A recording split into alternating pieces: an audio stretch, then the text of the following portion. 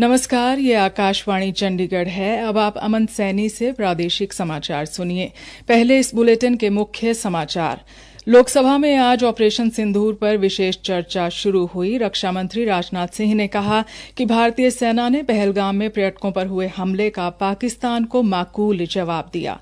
मुख्यमंत्री नायब सिंह सैनी ने राज्य स्तरीय तीज उत्सव में सभी से एक पेड़ मां के नाम लगाने का आह्वान किया।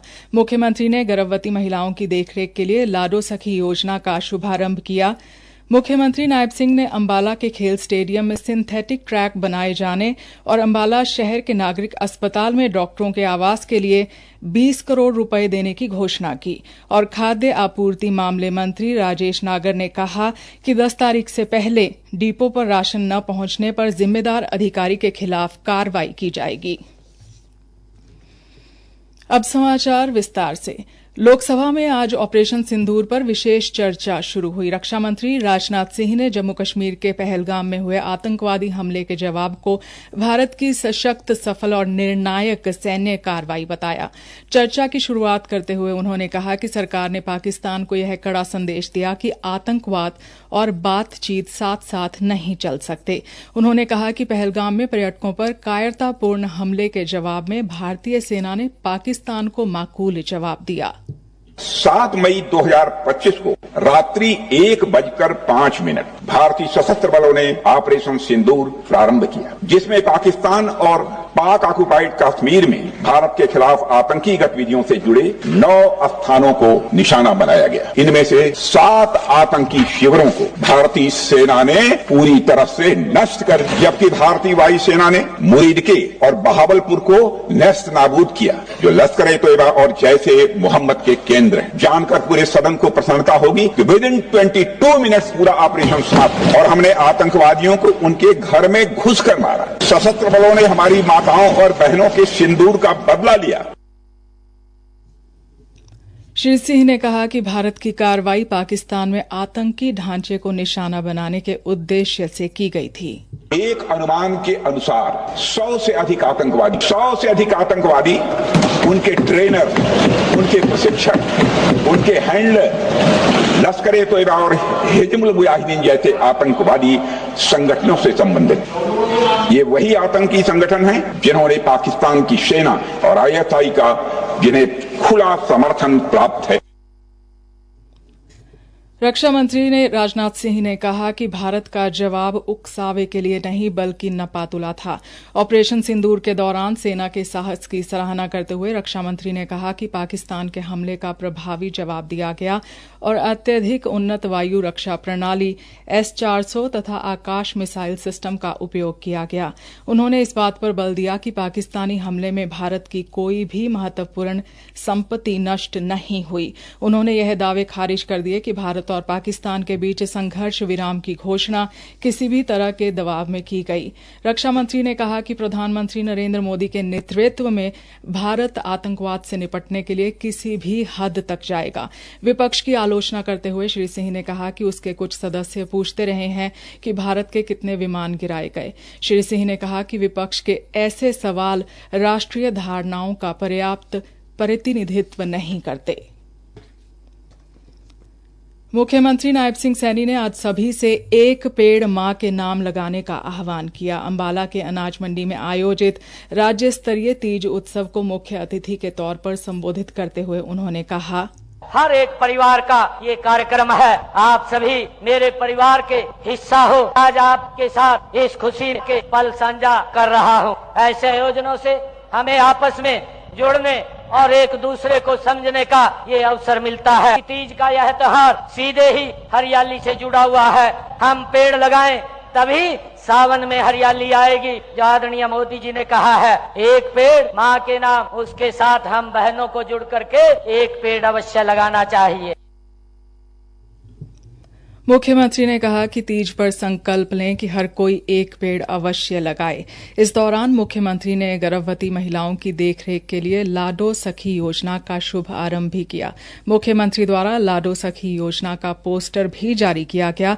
मुख्यमंत्री नायब सिंह सैनी ने कहा, देश के यशस्वी प्रधानमंत्री आदरणीय नरेंद्र मोदी जी ने बेटी बचाओ बेटी पढ़ाओ अभियान की शुरुआत यहाँ से की थी। प्रदेश में इसके काफी अच्छे परिणाम देखने को मिले हैं। अब हम इस अभियान को और अधिक गति देने के लिए आज एक लाडो सखी योजना का शुभारंभ कर रहे हैं। इससे हमारी जो गर्भवती बहनें हैं उनकी देखभाल के लिए हमारी लाडो सखी को लगाया जाएगा और लाडो सखी हमारी आंगनवाड़ी कार्यकर्ता, आशा वर्कर, हमारी ANM बहनें होंगी। हरियाणा सरकार हमारी इन लाडो को 1000 रुपया प्रोत्साहन के रूप में देगी। उन्होंने कई और योजनाओं की घोषणा भी की।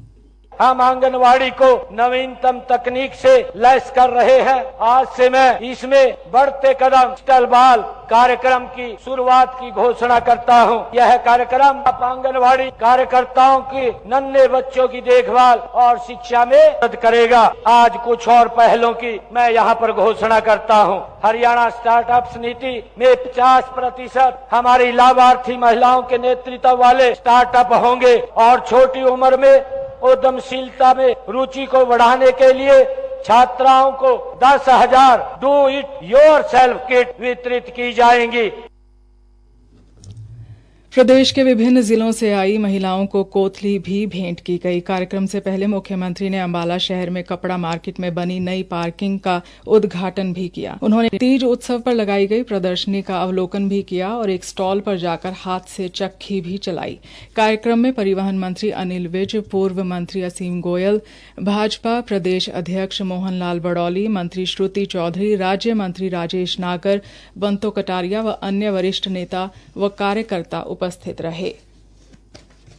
प्रादेशिक समाचार आकाशवाणी चंडीगढ़ से प्रसारित किए जा रहे हैं। हमारे बुलेटिनों और ताज़ा समाचारों के लिए आप हमारी वेबसाइट newsonair.gov.in पर लॉगिन कर सकते हैं। यह समाचार हमारे यूट्यूब चैनल और x handle Akashvani news Chandigarh पर भी उपलब्ध हैं। हरियाणा के मुख्यमंत्री नायब सिंह सैनी ने आज अंबाला के लिए कई घोषणाएं की। पूर्व मंत्री असीम गोयल की मांग पर मुख्यमंत्री ने कहा कि सेक्टर 10 के खेल स्टेडियम में सिंथेटिक ट्रैक बनाया जाएगा। उन्होंने कहा कि भूमि उपलब्ध होने पर मोटर मार्केट को भी स्थानांतरित किया जाएगा। उन्होंने सेक्टर 23 में नया अग्निशमन केंद्र बनाने की घोषणा की। मुख्यमंत्री ने प्राथमिक स्वास्थ्य केंद्र नगल में भवन का एक और खंड बनाने के लिए 4 करोड़ रुपए देने और अंबाला शहर के नागरिक अस्पताल में चिकित्सकों के आवास के निर्माण के लिए 20 करोड़ रुपए देने की घोषणा भी की। उन्होंने कहा कि सेक्टर 24 में 9 MLD की क्षमता का जल शोधन संयंत्र के लिए भी 40 करोड़ रुपए दिए जाएंगे। इसके अलावा ननियोला माइनर के सुदृढ़ीकरण के लिए 2 करोड़ रुपए देने की घोषणा और अंबाला ड्रेन के मनमोहन नगर वाले भाग को पक्का करवाने के लिए 10 करोड़ रुपए देने की घोषणा भी की गई। मुख्यमंत्री ने सतलुज यमुना लिंक नहर के दोनों और रिपेयर के लिए 60 करोड़ रुपए देने और अंबाला शहर में जल वितरण योजना के विस्तारीकरण के लिए 145 करोड़ रुपए देने की घोषणा भी की। हरियाणा के खाद्य आपूर्ति उपभोक्ता मामले विभाग के मंत्री राजेश नागर ने कहा है कि हर महीने की 10 तारीख से पहले डिपो पर राशन नहीं आया तो जिम्मेदार अधिकारी के खिलाफ कार्रवाई होगी।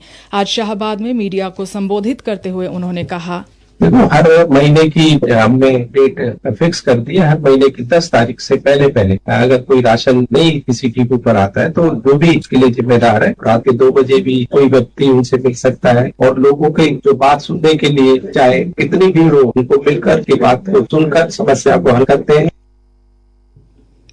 खाद्य नागरिक आपूर्ति एवं उपभोक्ता मामले विभाग के मंत्री श्री नागर ने कहा कि प्रदेश में मुख्यमंत्री नायब सिंह सैनी के नेतृत्व में चहुमुखी विकास हो रहा है। विपक्ष पर निशाना साधते हुए उन्होंने कहा कि विपक्ष के पास कोई मुद्दा नहीं है और वो बिना कारण विरोध ही करते हैं। अंत में मुख्य समाचार एक बार फिर। लोकसभा में आज ऑपरेशन सिंदूर पर विशेष चर्चा शुरू हुई। रक्षा मंत्री राजनाथ सिंह ने कहा कि भारतीय सेना ने पहलगाम में पर्यटकों पर हुए हमले का पाकिस्तान को माकूल जवाब दिया। मुख्यमंत्री नायब सिंह सैनी ने राज्य स्तरीय तीज उत्सव में सभी से एक पेड़ मां के नाम लगाने का आह्वान किया।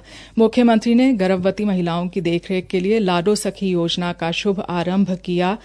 मुख्यमंत्री नायब सिंह सैनी ने अंबाला के खेल स्टेडियम में सिंथेटिक ट्रैक बनाए जाने और अंबाला शहर के नागरिक अस्पताल में डॉक्टरों के आवास के लिए 20 करोड़ रुपए देने की घोषणा की। और खाद्य आपूर्ति मामले मंत्री राजेश नागर ने कहा कि 10 तारीख से पहले डिपो पर राशन न पहुंचने पर जिम्मेदार अधिकारी के खिलाफ कार्रवाई की जाएगी। इसी के साथ समाचार समाप्त हुए।